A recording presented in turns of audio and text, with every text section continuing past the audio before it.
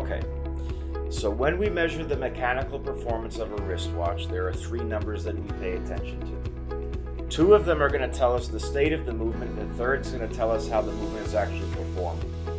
Beat rate and beat error, it's really easy. Rate is what you're gaining or losing per day, okay. Error is kind of like the balance and the alignment of your car. Everything could be perfect, but if it's out of alignment, you're going to have a resonance point. Very much the same here. If we see an elevated beat error, then we see things like maybe the watch took a trauma, maybe one of the teeth on one of the wheels isn't quite perfect, but there's something that's causing the watch to not be in perfect poise. And it's something we have to look a little bit more into. The number that we pay the most amount of attention to is amplitude.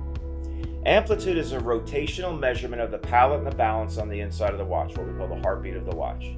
Now, every caliber, every movement has its own exacting tolerance, but generally speaking, you want it to be between 280 and maybe 310, 315, right around in there, because that's telling you that it's moving enough to power the watch without overbanking. If we see that number come down, then we see things like maybe the watch is drying up, it's not free to move the way that it should. Maybe the center power component of the watch, the mainspring, has lost its strength to create a good torque out of the gate. But there's something that's causing the watch to need a redo.